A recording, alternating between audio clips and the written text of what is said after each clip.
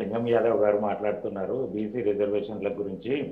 తెలంగాణలో బీసీలకు ఉద్ధరించింది మేమే, వాళ్ళకు ఈ రోజు వరకు నడిపించింది మేమే, ఇంకా కూడా ఏదో చేస్తామని చెప్పేసి చెప్తున్నారు.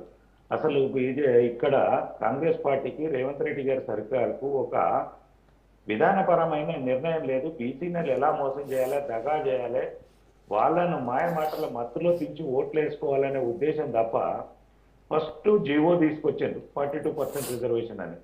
అది రద్దు చేయకుండానే ఆర్డినెన్స్ ఇది అసెంబ్లీలో బిల్లు పెట్టారు.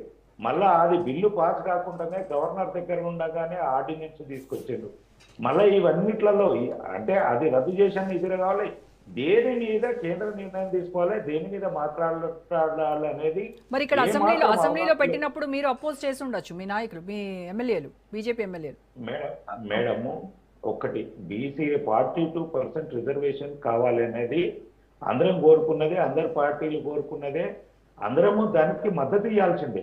కానీ చేసిన విధానములో ఒక దగా కుట్రపూరితమైన వ్యవహారానికి పాలు పడుకుంటూ వచ్చిండ్రు రేవంత్ రెడ్డి గారు. అక్కడ అది సుప్రీంకోర్టుకి వెళ్ళిన తర్వాత ఆగిపోవడం జరిగింది.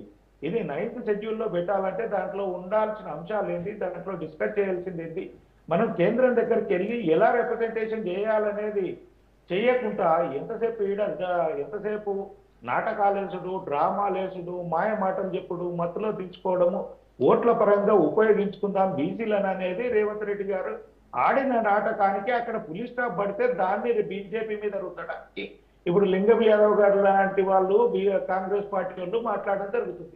దీని మీద మనోజ్ సింగ్ గారు ఇందాక చెప్తున్నారు, ఆయన తెలంగాణ నుంచి కొట్లాడిండు, సరే 2 సంవత్సరాలు అది కరెక్షన్ మిస్టేక్, ఓకే.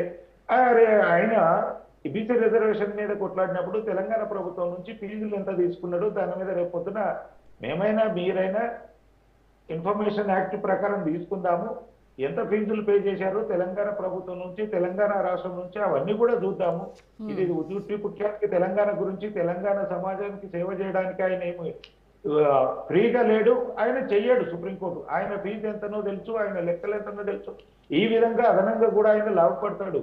అంతే తప్ప ఆయనకి ఏదో తెలంగాణ సమాజానికి ఉద్ధరించే విధంగా, తెలంగాణ సమస్యలను ప్రశ్నించే విధంగా పార్లమెంట్లో రాజ్యసభలో ఎన్నిసార్లు మాట్లాడాడు తెలంగాణ సమస్యల గురించి అనేది కూడా చూడొచ్చు. ఇవన్నిటిని మనం తీసుకుంటూ పోతే అక్కడ ఏం లేదు, గుండు సున్నా ఉంటుంది. ఇంకొకటి ఏంటంటే ఇప్పుడు వచ్చేది మన రాజ్యసభ ఎలక్షన్స్ గురించి చర్చ అంతా కూడా ఇప్పుడు కలెక్టివ్ డెసిషన్ ఉండదు బీజేపీలో కానీ బీఆర్ఎస్ లో కానీ, ఆ స్వేచ్ఛ అది కాంగ్రెస్ పార్టీలో ఉంటుంది అని చెప్పేసి అని అంటున్నారు. ఎస్ మేడం, నేను చెప్తున్నా. ఇక ఈ రాజ్యసభ ఎలక్షన్ అయ్యేంత వరకు చిత్ర విచిత్ర వేషాలు